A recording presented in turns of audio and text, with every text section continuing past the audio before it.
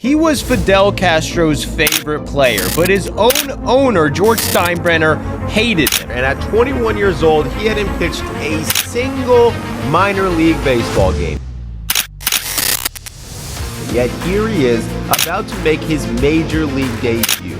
Attendance at Angel Stadium this night doubled. They all wanted to see Jim Abbott become the only pitcher in MLB history to play with one hand. Everyone wanted to know what would happen. What if someone hit a line drive right at him? How could he protect himself? What if he got a runner in a pickle with his glove on his throwing hand? Couldn't he just run around the bases forever?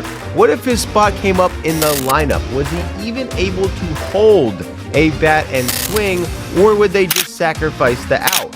What if someone charged the mound? Could he even protect himself? And without a glove able to hide the ball, what is stopping the opposite team from looking at his grips and knowing every single pitch that was coming? Abbott made history this night, but was he actually a major league pitcher, or was this just a publicity stunt and freak show meant to drive up attendance? Because in reality, what is stopping a team from going to the plate and having every single player bunt, knowing Abbott, with a glove on his throwing hand, would have no way to stop it?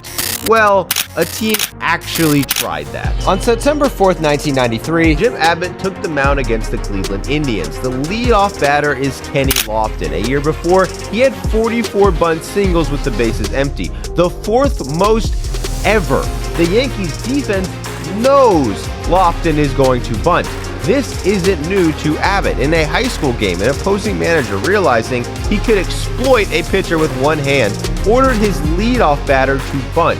He bunted for a single. He then ordered every single batter on the team to bunt. However, Abbott had a system for that. Resting his glove on his non-throwing arm, he would throw while doing a 360 spin of his glove, quickly transferring his glove to his hand, then somehow simultaneously transferring his glove to his armpit while the ball is transferred into his throwing hand and make the play. Attempting to switch a glove to his hand by the time the ball got to the catcher, Abbott had to come to terms that a line drive at him could kill him. But he was quick enough for soft grounders and bunts.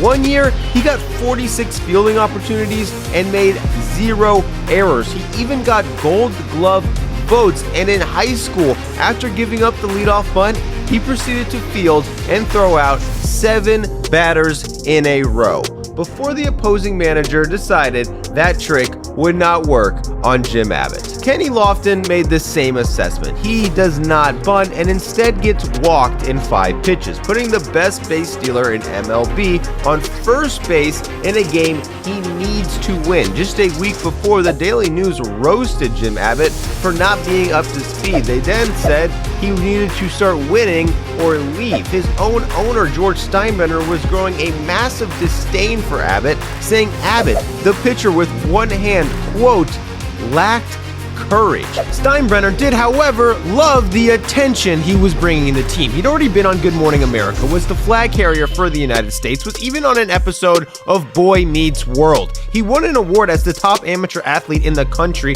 and got on SportsCenter as a teenager. Even the NFL did a segment on him when they discovered him as the one-handed quarterback. Filling in for their starter, Abbott started his team's last 4 games, led the team to the state championship, threw for over 600 yards, and didn't have a single fumble. Things you would think are impossible to do with one hand, Abbott was amazing at. He not only dominated on the mound, he even took at bats. He hit .427 and had 7 home runs in his senior year of high school. According to Mariano Rivera, he witnessed Abbott hit multiple home runs in Major League ballparks. And Abbott eventually did get opportunities to take actual at-bats in actual MLB games. Now, when Abbott eventually did get his chance to try to hit in MLB games, he smoked 3 hits in a spring training, including a triple.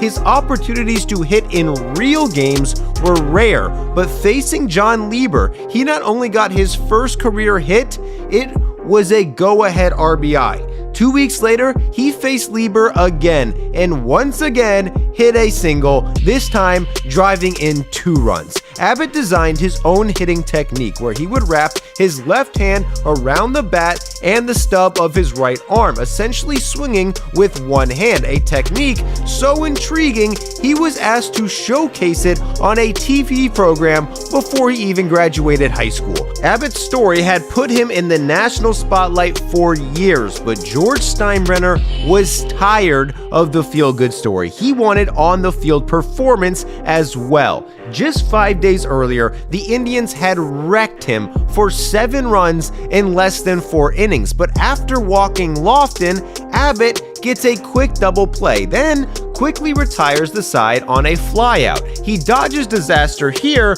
but more danger is coming. Albert Belle is one of the most intimidating players in baseball. He once broke his own bat on a check swing without even hitting the ball. He famously wrecked a second baseman in Milwaukee one night, and after almost getting hit by this pitch, he pretends he doesn't care, just stands there so no one expects anything, and then once everyone thinks Belle's calm, rushes the pitcher so he'd have a chance to beat him up with nobody in his way. This matchup between Abbott and Belle raised a question. What would happen if Abbott hit Belle and Belle charged the mound? Could Abbott defend himself with one hand?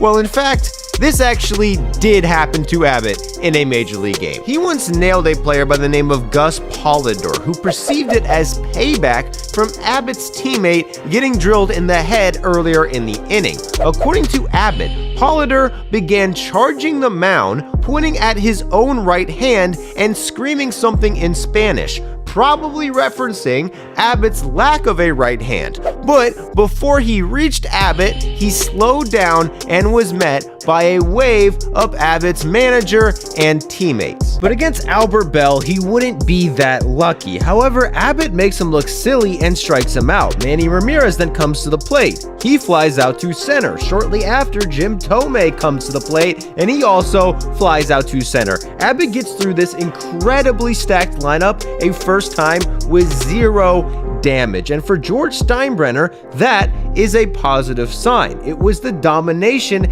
he had heard about for years. At the University of Michigan, Abbott was the best amateur baseball player in the country, winning the Golden Spikes Award over Hall of Famer Ken Griffey Jr., then immediately became a national hero. During this time, America's sworn communist enemy, Cuba, dominated international baseball, claiming they had won 140 international games in a row. By 1990, they had won 19 of the last 22 world championships. The 3 they didn't win, they didn't even show up for. Cuba had MLB talent, but banned their players from playing in MLB, so their best players were on their national team. They were national heroes and trained all year for tournaments like this. Team USA was made up of mostly college players. They hadn't beaten Cuba in 8 years. They hadn't beaten Cuba in